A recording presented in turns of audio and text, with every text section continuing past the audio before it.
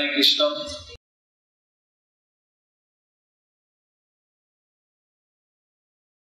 যখন শ্রী চৈতন্য মহাপ্রভু নীলাচলে জগন্নাথ পুরীতে বিরাজ করছিলেন, সেখানে অনেক লীলা বিস্তার হইল। চৈতন্য মহাপ্রভু এই নবদ্বীপে গার্হস্থ ছিলেন, সেজন্য গার্হস্থ থাকার সময় ওনার একরকম লীলা। যখন চৈতন্য মহাপ্রভু সন্ন্যাস নিলেন তখন তিনি জগন্নাথ পুরীতে গেলেন। এখন সন্ন্যাসী হয় কঠোর নিয়ম নিষ্ঠভাবে বৈরাগী পথে সন্ন্যাস ধর্ম পালন করছিলেন বৈষ্ণব মতে। সেই জন্য পুরীর যে রাজা, উৎকালের যে রাজা, নাম ছিল প্রতাপরুদ্র মহারাজ, গজাপতি প্রতাপরুদ্র মহারাজ। এখন উনি মহাপ্রভুর কাছে দেখা করতে চেয়েছেন। ওনার রাজ্যে এত বড় সাধু, এত বড় গুরু ছিলেন, নাম করা সন্ন্যাসী। উনি চৈতন্য মহাপ্রভুর সাথে দেখা করতে খবর পাঠিয়েছেন, কিন্তু চৈতন্য মহাপ্রভু নিষেধ করলেন যে আমি সন্ন্যাসী, আর মহারাজ রাজা হয় ভোগ বিলাসী, তারা অনেক বিষয় ভোগী, সুতরাং বিষয়ী লোক, যেসব লোক যারা জগতে ভোগ বিলাস করছে সেরকম লোক সঙ্গ করলে সন্ন্যাসী পক্ষে ভালো নয়, পারমার্থিক পথে কোনো ব্যাঘাত হতে পারে। তাই নিষেধ করছে যে আমি কোনো মহারাজ দেখা করতে দেব না। তখন প্রতাপরুদ্র মহারাজ ভাবছে যে আমার যা ইচ্ছে তাই আমি পেতে পারি, সেখানে রাজা কিনা পেতে পারি, কিন্তু যে একমাত্র আমি কিন্তু জিনিসটা চাই চৈতন্য মহাপ্রভুর সাথে সঙ্গ পাওয়া, সেই সঙ্গ থেকে আমি বাঞ্ছিত, সেই সঙ্গ থেকে আমি বিরত। যে জিনিস আমি সব থেকে আমার বাসনা বেশি, চৈতন্য মহাপ্রভু সৎসঙ্গ পাওয়া, রাজা থাকার ফলে আমি সেটা পাচ্ছি না। এইভাবে মহাপ্রভু তাকে এমন ভাবে কৃপা করলেন যে তার আশা, তার আকাঙ্ক্ষা, তার কামনা চৈতন্য মহাপ্রভুর সঙ্গ পাওয়া অনেক বৃদ্ধি হয়েছে। সাধারণত আমাদের এই জড়া জগতের মধ্যে টাকা পয়সা, যশ, শক্তি, জনগণ, বিভিন্ন রকম সুন্দরী, ভালোবাসা, এই সব জিনিস পাওয়ার জন্য মানুষের অস্থির হয়ে থাকে। কিন্তু যখন আমরা ভগবানের প্রতি কামনা বৃদ্ধি হয়, স্বাভাবিক ভাবে আমাদের জড় জগতে যেসব কামনা বাসনা আছে সেগুলো কমে যায়। সাধারণ ভাবে কেউ বলে পাপ করো না, এই করো না, কিন্তু খুবই কঠিন ব্যাপার, কেন আমাদের মন এদিকে ওদিকে ছুটে যায়। কিন্তু যখন আমরা ক্রমশ ভাবে ভগবানের প্রতি আমাদের মন আকৃষ্ট হয়ে যায়, তখন জড়া জগতের যে সব পাপ কর্মে দিকে মনটা সরে গেছে, এবং তখন খুব সহজ ভাবে মনকে শাসন হয়ে যায়। সাধারণ এরকম ভগবানের প্রতি আশা পেতে অনেক সাধনা দরকার। অনেক দিনের পর হরে কৃষ্ণ কৃষ্ণ কৃষ্ণ হরে হরে, হরে রাম রাম রাম হরে হরে সাধু সঙ্গ করলে সেরকম ভগবানের নামে রুচি, ভগবানের সঙ্গ পাওয়া আশা বহু বৃদ্ধি হয়। কিন্তু এখানে মহারাজ সঙ্গ না পাওয়া ফলে দিন রাত চিন্তা করছে আমি কবেই মহাপ্রভু চৈতন্য দেবের দেখা পাবো, কবে আমি তার সঙ্গ পাবো। এই দিন রাত চিন্তা করছি চৈতন্য বাবু, তাই চিন্তা করতে তার সঙ্গ আরো ঘনিষ্ঠ ভাবে হয়ে গেল। অনেক সময় একজন গুরু কাছে থাকতে পারে, বসে থাকতে পারে, কিন্তু মন আবার অন্যদিকে চলে গেল। কিন্তু সেখানে যদি বিরহে ভাবের মধ্যে থাকি, গুরু অনুপস্থিতে আমি গুরু সঙ্গ চাই, তখন সে আরো মনটা স্থির হয়ে গেল গুরু প্রতি, গুরু করে। এইভাবে প্রতাপ রুদ্র মহারাজ চৈতন্য মহাপ্রভুর প্রতি মনটা পুরো স্থির হয়ে গেল।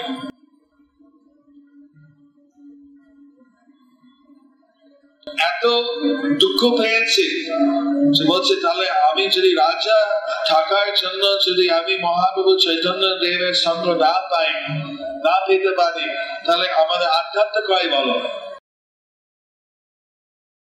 ভালো রাজ্য আধ্যাত্ম করলে রাজ্যে অনেক সুবিধা হয়ে যাবে। তখন রামানন্দ রায় মহাপ্রভুর কাছে বলেছেন এই কথা। তবে মহাপ্রভু না আমি দেখা দেব না, তবে চিন্তা করছে যে রাজাটা কিছু একটা আশা দেওয়ার জন্য, কিন্তু ওর ছেলে দেখা দেব। যুবরাজ তো এখন যুবার বিষয় নেই, এবং ওর একটা ছাদা পাঠিয়ে দিয়েছে রাজা, ওর আশীর্বাদ ছিল কিছুটা মনে স্থির থাকি, হতাশা না পেয়ে আধ্যাত্ম না করে। তারপরে এইভাবে বিভিন্ন যুবরাজ্যে কৃপা করলেন, চাঁদা দিল, রাজ্যের কাছে চলে গেল, চাঁদা দিল। আবার রথযাত্রার দিন মহাপ্রভু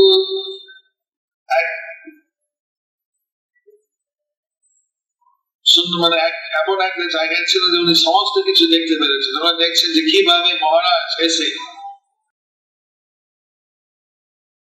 এই চারু সেবা করলেন জগন্নাথের সামনে।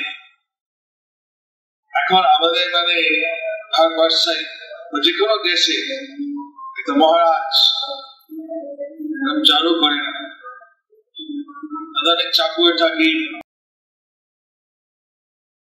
নিম্ন এরকম কোন কাজ করে না, তার ডিগনিটি, তাদের যে মর্যাদা মনে করবে নিচে।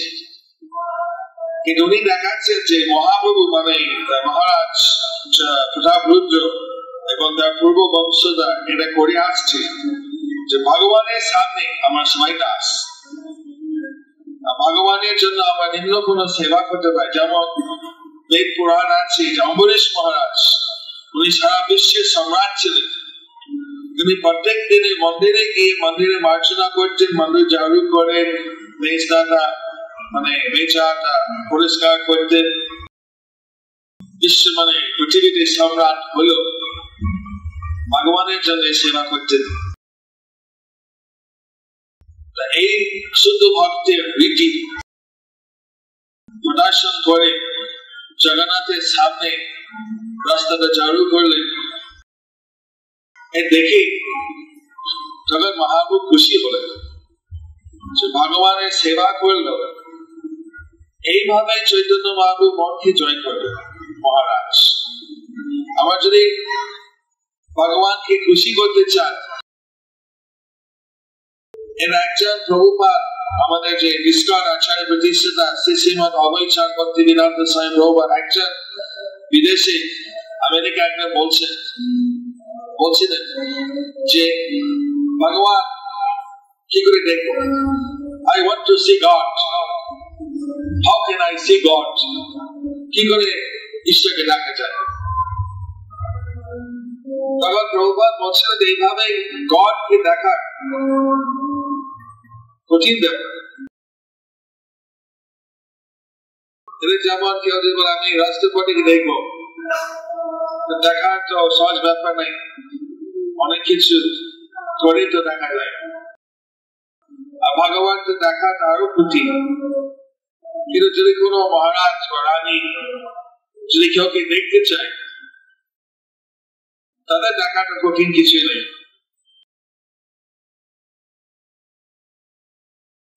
সেরকম যদি ভগবান কেউকে দেখতে চান, তো উনি কে বাধা দেবেন?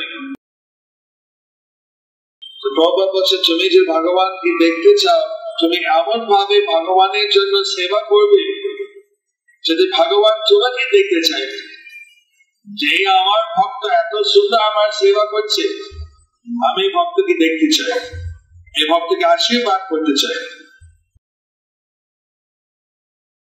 প্রতাপরুদ্র মহারাজ এরকম সেবা করে আচল নিয়ে রাস্তাটা জগন্নাথ দেবের সামনে ঝাড়ু করে এই মহাপ্রভুকে হৃদয় জয় করেছে।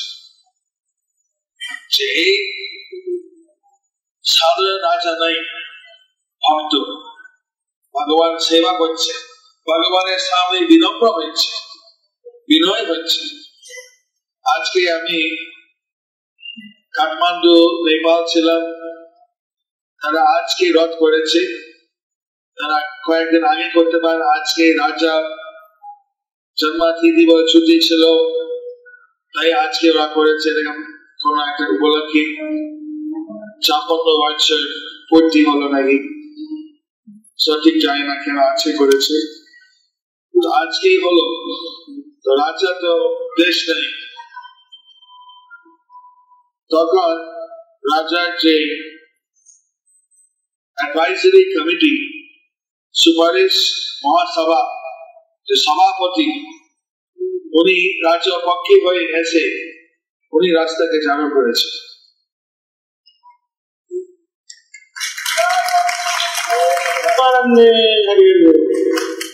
এবার আমরা দেখেছি বিদেশে যে অনেক, যেমন সান ফ্রান্সিসকো, অ্যাটলান্টা, কতগুলো শহর আছে যেখানে মেয়র ঘোষণা করে আমি জুন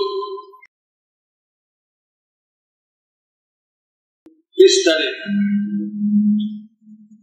অ্যাটলান্টা জর্জিয়া যুক্তরাষ্ট্র আমেরিকা ছিলাম, যেখানে অ্যাটলান্টা মেয়র ঘোষণা করেছে যে অ্যাটলান্টা শহরের রথযাত্র দিবস, যেভাবে ওরা ওই দিনে রথ করেছে। আমেরিকা আমরা যে দিন রথ করি জগন্নাথ পুরীতে, ওরকম ধরে না, তাদের একটা তারা যেখানে পারমিশন পায়, তো যাতে সবাই, যেমন অ্যাটলান্টা করলো এই সপ্তাহ, পরের সপ্তাহ করলো ওয়াশিংটন, তারপরে সপ্তাহ করলো নিউ ইয়র্ক, তারপরে সপ্তাহ করলো মন্ট্রিয়াল, তারপরে সপ্তাহ টরন্টো, এইভাবে দিয়ে পর সারা গ্রীষ্মকাল প্রতি সপ্তাহে একটা রথ হবে। সপ্তাহ মানে শনি রবিবার কোথাও কোথাও একটা রথ হবে সারা গ্রীষ্মকাল। অগস্ট 4 তারিখ হচ্ছে লস অ্যাঞ্জেলেস, 11 তারিখ হচ্ছে সান ফ্রান্সিসকো, এরকম করে দিচ্ছে। আমাদের তখন অ্যাটলান্টাটা পড়েছে জুন 20 তারিখ, 20-22 শুক্রবার। তো যে মেয়া ঘোষণা করছে আমাদের শহরে আজকে হচ্ছে রথযাত্রার দিন, জগন্নাথ দেব রথযাত্রার দিন, এবং নিচে এসে চালু করেছে জগন্নাথ দেবের সামনে।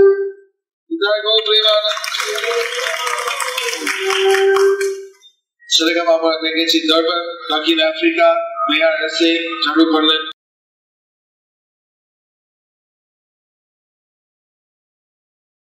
বিভিন্ন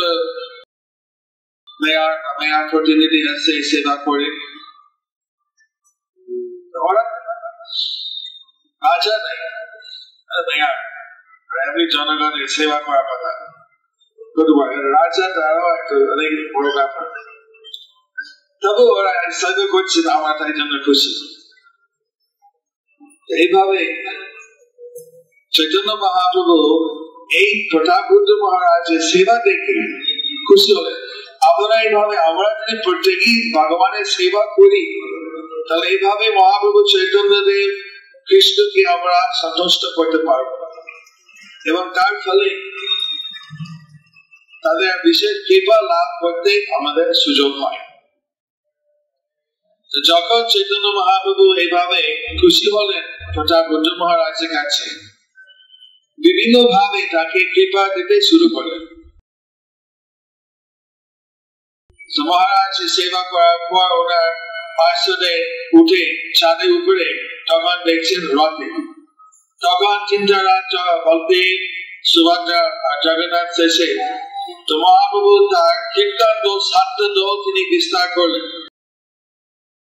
আগে পাশে পিছনে বিভিন্ন দল কীর্তন দল পাঠিয়ে দিয়েছিলেন। একটা দলে নিত্যানন্দ ছিলেন, একটা অদ্বৈত আচার্য, বিভিন্ন কীর্তন সংকীর্তন দল কীর্তন করছে। তো চৈতন্য মহাপ্রভু একটা কীর্তন দল থেকে আর একটা দল গেছে। আমি যেমন রথযাত্রা সভায় আমি জগন্নাথ রথে কীর্তন দল ছিলাম, তারপরে গেলাম সুভদ্রের দল, তারপরে গেলাম বলদেব। আমি তো একটা দল একই সময় যেতে পারি, কিন্তু চৈতন্য মহাপ্রভু একটা অদ্ভুত লীলা করলেন। তিনি 7টি দল একসাথে নিজেকে 1 থেকে 7 প্রকাশ হয়ে 7টা দল একসাথে ছিলেন। এখন আজকাল তো ভিডিও দিয়ে 4 থেকে উপরে দেখি, তখন তো জগন্নাথপুরী সেরেগাঁও রাজা ছাড়া অন্য 4 থেকে কেউ দেখতে পারেনি, সবাই নিচে ছিল। আর এক এক দল মনে করেছে যে চৈতন্য বাবু আমাদের সাথে আছে, আমাদের কৃপা করছেন, আমাদের দলে কীর্তন করছেন অনেকক্ষণ। কিন্তু একই সময় তিনি 7টি স্থানে ছিলেন। সেটা প্রতাপরুদ্র মহারাজ ওনার পার্শ্বদে 4 থেকে দেখে এই দৃষ্টি আর কি মহাপ্রভু কৃপা করে দিলেন যে উনি 7টা কীর্তন দল একসাথে বিস্তার হলেন, যে অদ্ভুত লীলা করছেন। এই ভগবান ছাড়া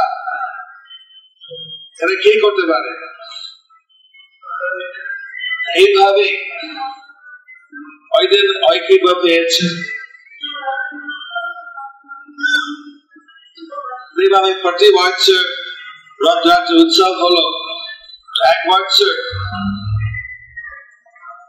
মহারাজ প্রতাপরুদ্র সুপারিশ পেয়েছে রামানন্দ রায় এবং সার্বভৌম ভট্টাচার্য থেকে, যে যদি মহাপ্রভু কৃপা চাও, উনি যখন বিশ্রাম করেন কীর্তন অনেকক্ষণ করে করে, যখন একটা জায়গা বিপ্রা আসন একটা জায়গা আছে যেখানে সবাই জগন্নাথ দেবের কাছে ভোগ নিবেদন করে, রানী সবাই করে, হাজার হাজার ভক্ত নিয়ে আসে, ভোগ নিয়ে আসে, সবাই ভোগ নিবেদন করে। আমাদের বেঙ্গালোর মন্দিরে এবং চেন্নাই মন্দিরে এবং মালয়েশিয়া মন্দিরে যেখানে রথ হয়, স্থানীয় লোকে প্রচুর, দক্ষিণ ভারতীয় বেশি দেখছি, প্রচুর নৈবেদ্য নিয়ে আসে, নারকেল, পুষ্প, পান, সুপারি, কর্পূর, দুধ, টাকা পয়সা, ফল, কলা, আম ইত্যাদি। এগুলো যেরকম সামর্থ্য একটা থালাতে নিয়ে এসে জগন্নাথ দেবের কাছে অর্পণ করা হয়। তখন রাতে থামিয়ে জগন্নাথ কাছে ভোগ দেওয়া হয়, তারপরে যে প্রসাদ কিছু তাদের কাছে ফিরিয়ে দেওয়া হয়। এই জগন্নাথপুরীতে সবাই লক্ষ লক্ষ মানুষ এক জায়গায় দাঁড়িয়ে থাকে বিপ্রাসন, এবং সেখানে যত ভক্ত জগন্নাথের কাছে ফল পুষ্প আদি দিতে চায়, সেখানে গিয়ে তারা একসাথে অর্পণ করা হয়। কিন্তু অনেক সময় লেগে যায়। তখন ওই সময় মহাপ্রভু একটা বাগানে গিয়ে বিশ্রাম করে। সেই সময় প্রতাপরুদ্র মহারাজ সাধারণ বৈষ্ণব সাদা কাপড় ধুতি চাদর তিলক পরে গেলেন। তখন মহাপ্রভু চোখে বন্ধ করে শুয়েছিলেন, বিশ্রাম করে, অনেকক্ষণ কীর্তন করে নৃত্য করে এখন একটু বিশ্রাম করে। তখন ঠাকুর মা ভক্তদের কাছে আদেশ পেয়ে জমিদার পা মালিশ করবে। তখন তোকে আচার্যের কোন চিহ্ন নেই, বৈষ্ণব চিহ্ন অনেকে হয়তো ছিলেন না, কে ছিল দু একজন মাত্র ছিল, তুই হয়তো বৈষ্ণব সেবা করতে থেকে সেবা করো। তখন সেখানে মহাপ্রভু পা মালিশ করছে আর কি গোবিন্দা এবং ভাগবত দশম স্কন্ধে রাসলীলা কাহিনী উনি গান করছেন। এইভাবে গান করতে করতে মহাপ্রভু এত খুশি হলেন, আমি জানি না তুমি কি, তুমি আমাকে অমৃত প্রদান করেছ, এই ভাগবতের কথা আমার কাছে গান করে আমার এত ভালো লেগেছে, আমি রেডি হয়ে গেলাম। আমি তোমাকে কি দেব, আমি কিছু, আমি তো সন্ন্যাসী, আমার কাছে কিছুই নাই, আমি আমার একমাত্র দেবার মতো আমি তোমাকে একটু আলিঙ্গন দিচ্ছি।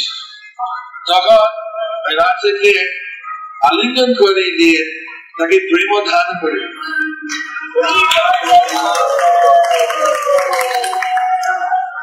বলছে, আমি জানি না তুমি কি, কিন্তু বৈষ্ণব সাধারণ সাদা কাপড় ও দেখা করতে চেয়েছে, রাজ্য হয়ে গজপতি মহারাজ হয়ে যেতে চেয়েছে, তাদের বলা হবে না, কিন্তু সাধারণ ভাবে ভগবানের সেবা করেছে, জগন্নাথের রাস্তার সামনে ঝাড়ু করেছে, অনেক বৈষ্ণব এসে অনেক কিছু সেবা করেছে। তার ফলে এইভাবে সাধ্য বেশি বৈষ্ণব বেশি এসে মহাপ্রভু চরণ সেবা করতে পেরে মহাপ্রভু এইভাবে মহাকৃপা চৈতন্য দেবের কৃপা লাভ করেছে। এইভাবে প্রতাপরুদ্র মহারাজ এই রাজতন্ত্রের মধ্যে অনেক কিছু রহস্য আছে। চৈতন্য মহাপ্রভু স্থাপিত করতে চাই যে এভাবে রাজনৈতিক মহলে বেশি মেলামেশা না হয় ভালো, সন্ন্যাসী পক্ষে বিশেষভাবে রাজা যখন। আবার ওনার ইচ্ছে ছিল যে এইভাবে ভক্ত সেবা করতে চাই, আমি রাজার সঙ্গে দিতে পারবো না, কিভাবে আমি কৃপা করবো, এমন ভাবে একটা ব্যবস্থা করা হইল। যকস্মাৎ এভাবে প্রতাপরুদ্র মহারাজ কৃপা লাভ করেছে, আশা পূর্ণ হইল। চৈতন্য মহাপ্রভু চরণ সেবা করতে পেরেছে, মহাপ্রভু তাকে কৃপা করলেন, আশীর্বাদ করলেন, আলিঙ্গন করলেন। কি আর পেতে পারে বলবে?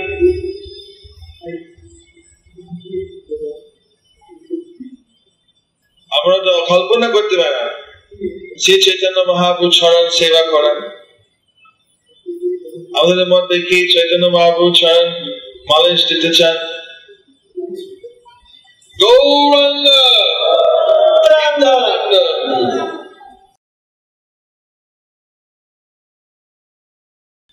এইভাবে জগন্নাথের সেবা করলে এইসব হয়। আপনারা জগন্নাথের সেবা করবেন, আপনারা কৃষ্ণ সেবা করবেন, তাতে চৈতন্য মহাপ্রভু খুশি হবেন আপনার উপরে। আর চৈতন্য মহাপ্রভু বলছেন, কৃষ্ণ বলেছেন যে আমার ভক্ত যে সেবা করে সেটা আমি আরো খুশি হই। মানে শ্রীকৃষ্ণ সেবা থেকে যার ভক্ত সেবা করলে কৃষ্ণ আরো খুশি হন। সেজন্য আমরা ভক্তকে ভগবানের মতো অনেক সময় সেবা করি, কিন্তু আমার চাই ভক্ত তো ভগবান নাই। যে গুরু বলে আমি ভগবান, আমাদের গুরু নেই বলতেন তিনি he is not, he says I am God, আমি God। উনি God নাই, উনি ভগবান নাই। God ইংরেজিতে God, উনি উত্তর DOG, উনি ডগ, কুকুর। কুকুর মানে করে আমি ঈশ্বর। ভক্ত সবসময় বিনয় থাকবে, আমি ভগবানের দাস, জীবের স্বরূপ হয় কৃষ্ণ নিত্য দাস, আমি ভগবানের সেবা। কিন্তু ভক্ত জানে যে আমার গুরু বা কোন শুদ্ধ ভক্ত যেহেতু কৃষ্ণের দাসত্ব করছে, কৃষ্ণের প্রিয়, আমি তাকে সেবা করলে কৃষ্ণ আরো খুশি হবে, সেজন্য গুরুকে এইভাবে সেবা করা হয়। কিন্তু গুরু চিন্তা করছে আমাকে সেবা করছে আমি প্রতিনিধি বলে, এই সেবাটা ভগবানের জন্য দিতে হচ্ছে, এই ভগবানের জন্য হচ্ছে, কিন্তু আমাদের মাধ্যমে দেওয়া হচ্ছে।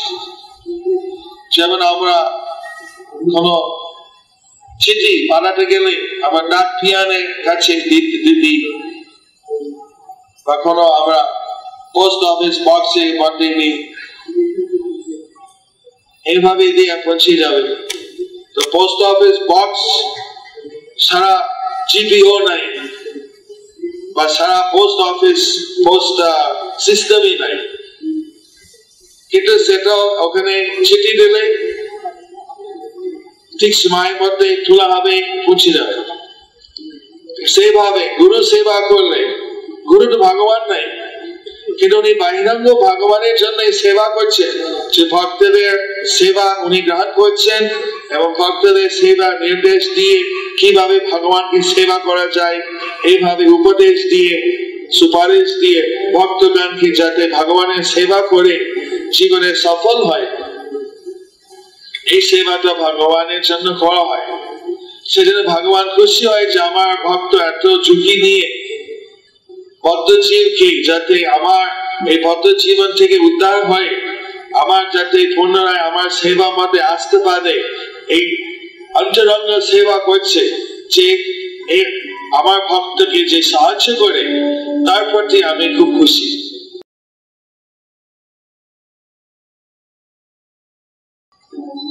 সেই জন্য আমরা যেমন আমাদের গুরুদেব শ্রীল অভয়চরণ ভক্তিবেদান্ত স্বামী প্রভুপাদ, ওনাকে খুব গুণগান করে সেবা করি, ওনার বড় একটা সমাধি মন্দির করেছি। তার থেকে আরো অনেক বড় চৈতন্য মহাপ্রভু মন্দির হবে, সেই মন্দির তুলনা ওই সমাধি মন্দির কিছু হবে না। কিন্তু ওই ভক্তকে গুণগান করার জন্য, যিনি এত বড় সেবা করলেন চৈতন্য দেবের জন্য, কৃষ্ণের জন্য, উনি সারা পৃথিবীতে সনাতন ধর্ম ছড়িয়ে দিলেন,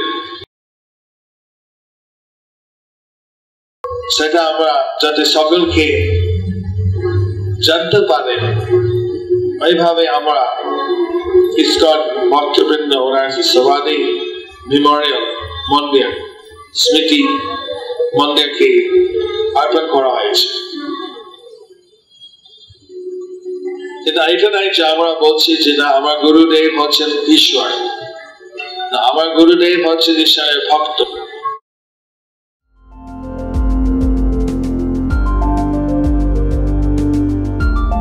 Thank you for watching our videos. Be sure to subscribe to our channel. We publish new videos every day, and don't forget to like and share our channel.